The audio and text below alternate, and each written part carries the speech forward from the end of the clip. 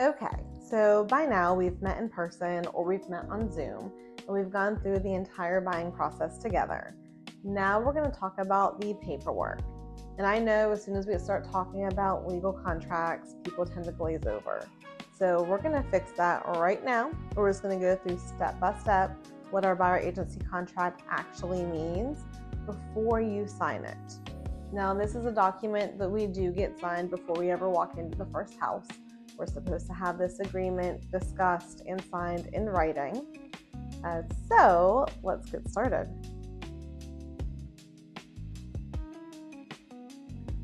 The very first section of the contract, it describes what I do. And basically, I work for you. That's it. That's the entire first section.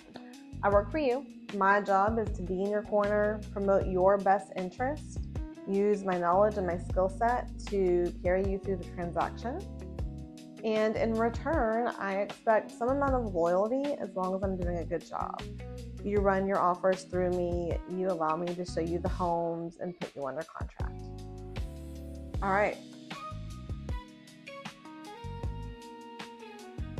And this is a big one. And this is what everyone wants to know. How do I get paid? So, payment is easy. We collect a percentage of the transaction. It's written into the contract. There's no surprises. We know exactly what it looks like before we ever go out and see houses. And the first thing I do is I try to collect that amount from the seller.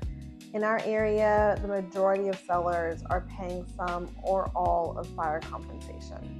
However, if they're not, then we will find a way to negotiate it into the deal or work it into closing costs. On top of that, we also do charge a $400 transaction fee, and that goes towards our processing, admin, and paperwork here at the office. And that will become part of your closing costs on the final line item at closing. It is dual agency. There's two types of dual agency.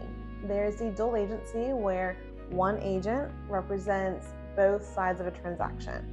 So I myself could represent the sellers and the buyers in one transaction. However, when I do that, I can no longer advocate for you or protect your best interest. I am just a paper pusher. So I generally do not practice that first type of dual agency. The second type is called designated dual agency, and we like this one.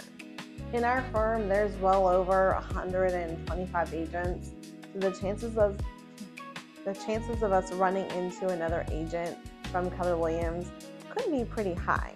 The designated dual agency is where the firm Keller Williams, it's like the umbrella, I suppose, and then you have separate buyer's agents and separate listing agents. I would be one of the buyer's agents.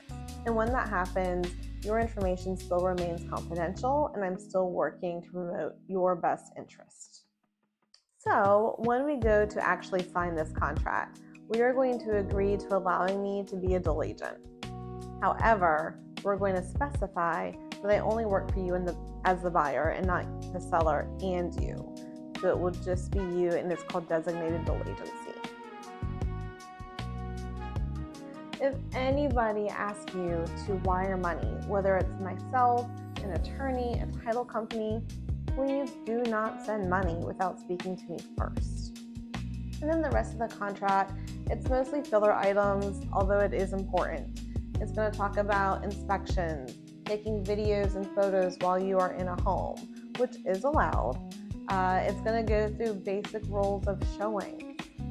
So keep all of that in mind. We will go over each of those if we haven't already. And then also, last but not least, this contract, it's not meant to lock you in. What it does is it legally allows me to be your agent before we're out showing houses. And so we do want to have that in place. And if you have any questions between now and our first showing, don't hesitate to text or give me a call. I'm always here to answer your questions.